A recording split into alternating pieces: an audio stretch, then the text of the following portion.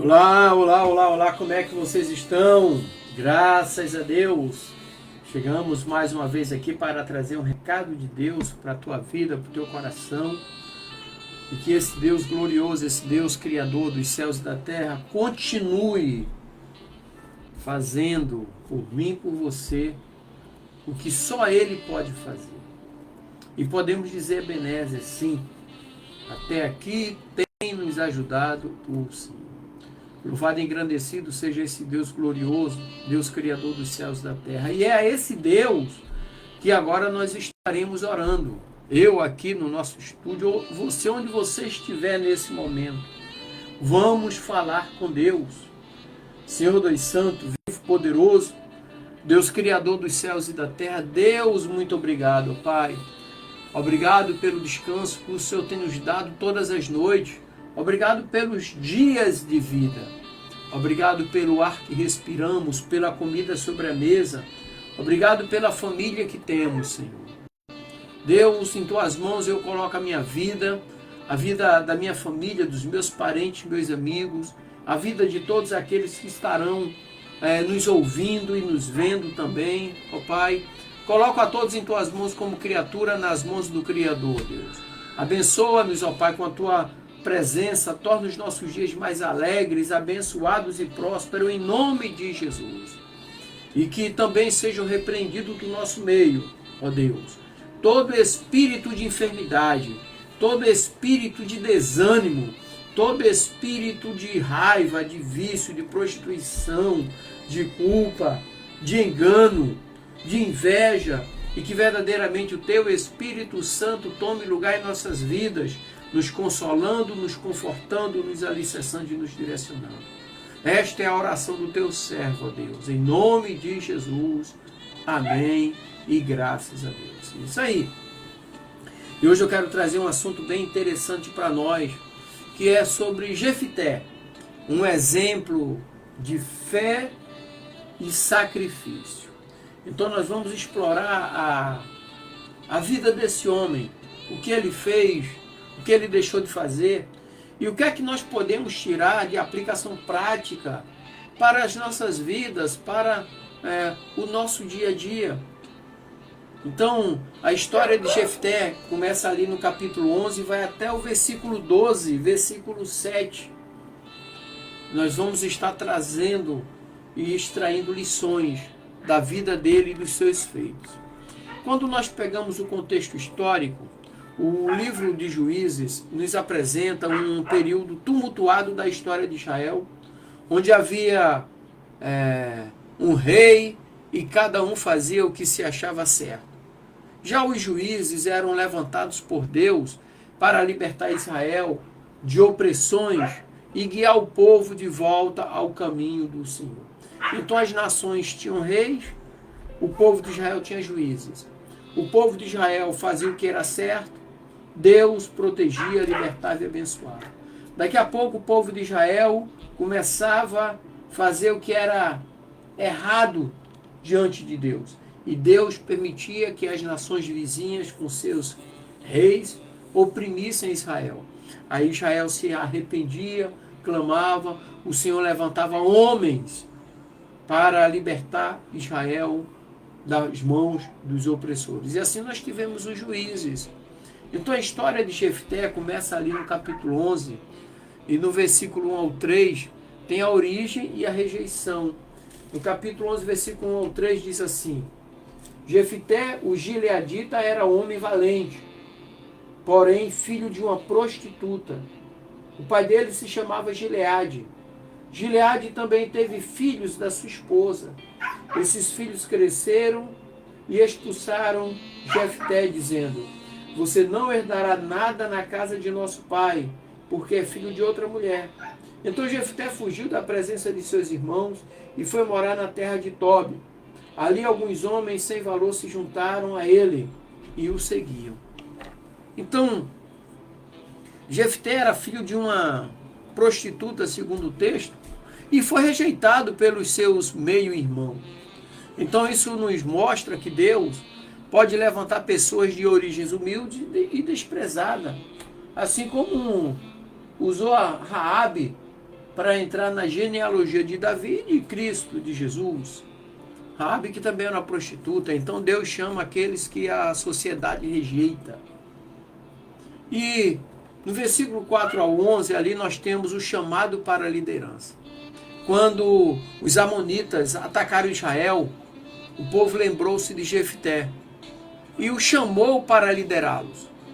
E Jefté aceitou, mas não sem primeiro buscar detalhe. Ele aceitou o desafio, mas sem antes buscar a orientação do Senhor. Tem muita gente fazendo as coisas por conta própria. Não buscam a orientação de Deus. E é a orientação de Deus que faz com que tenhamos vitórias, conquistas ou não. E do versículo 29, capítulo 11, versículo 29 e 31, ali nós temos o voto de Jefté. 29 ao 31 diz assim: Então o Espírito do Senhor veio sobre Jefté. Ele atravessou Gileade e Manassés, e passando por Mispa de Gileade, foi até os filhos de Amon.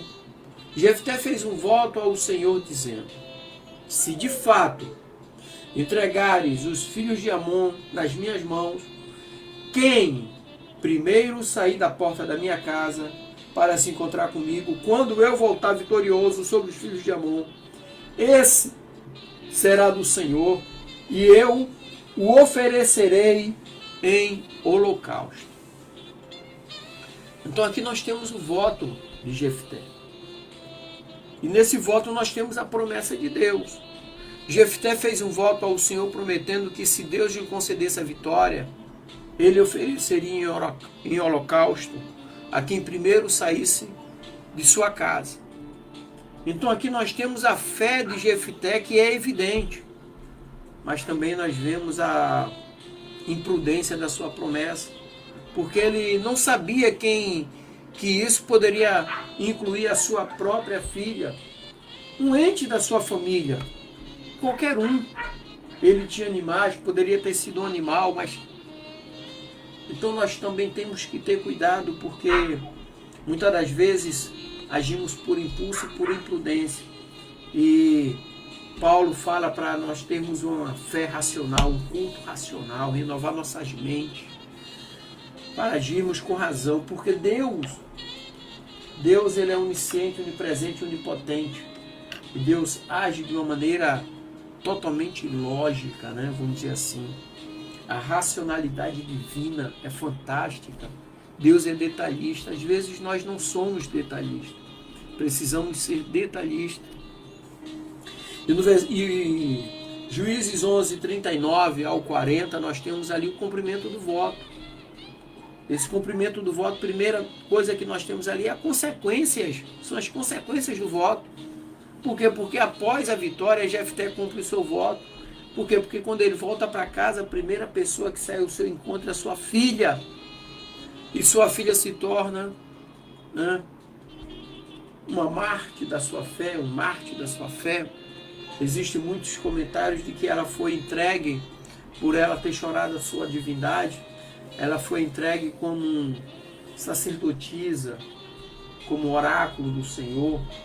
Por isso que ela chorou a sua virgindade com as amigas por 2 meses. Ela não teve relacionamento com ninguém, ela não se casou, foi dedicada exclusivamente a Deus. E naquela época existiam sacerdotisas, né? Então, alguns defendem isso, outros defendem que não, ela foi entregue em holocausto, sacrificada, porque naquela época nações pagãs ofereciam pessoas em holocausto, na época dos juízes, as nações pagãs. Talvez Jefté tenha feito semelhante a alguma nação pagã, que era costume fazer tanto crianças como adultos. Mas esse ato levanta questões sobre natureza de voto e a importância de nós sermos cuidadosos com o que prometemos a Deus, porque se prometemos a Deus, a Bíblia diz, é melhor não fazer voto. Olha só, a Bíblia diz assim, é melhor não fazer votos do que fazer e não cumprir. Então, a vida de Jefté aqui, nós extraímos aplicações práticas. Primeiro ponto de aplicação prática é que Deus pode usar qualquer um para fazer o que Ele quer, onde Ele quer, a hora que Ele quiser. Então a vida de Jefté nos lembra que Deus não se importa com nossas origens ou passado. Ele pode nos usar independentemente da nossa história e criar uma nova história. Então, se você se sente rejeitado ou inadequado, lembre-se de que o Senhor, Ele vê o seu potencial e vai usar de uma maneira tremenda.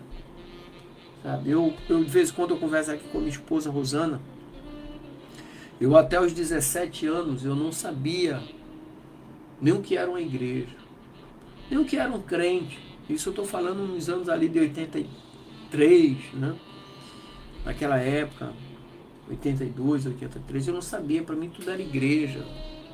Eu nunca tinha pegado uma Bíblia na mão, sabe?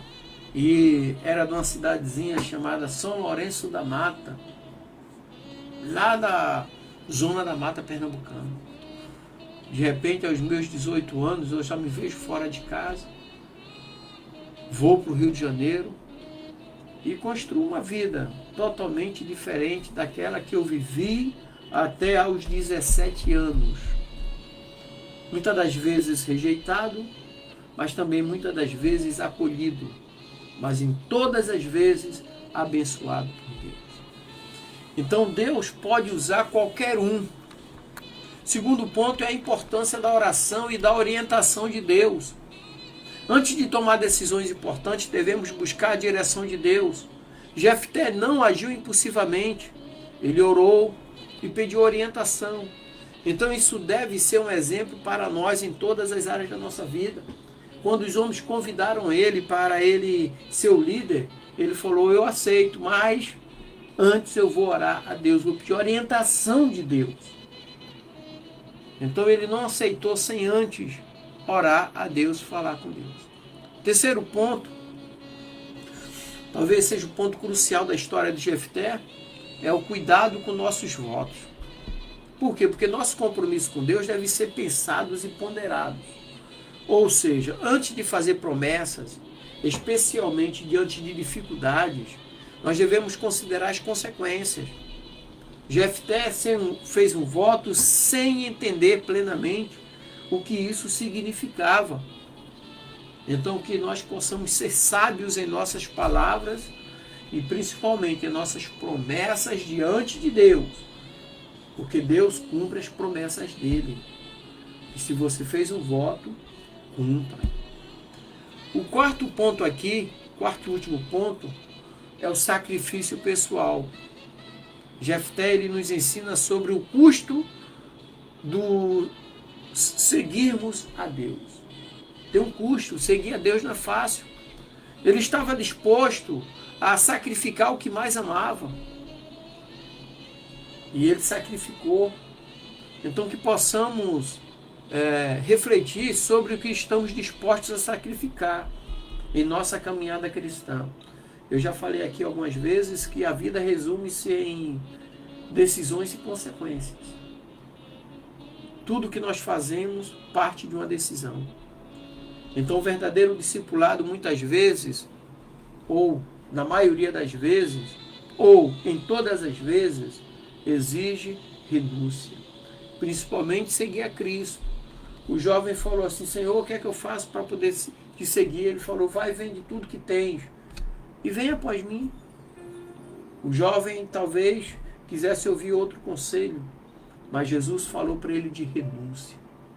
Renuncie a quem você é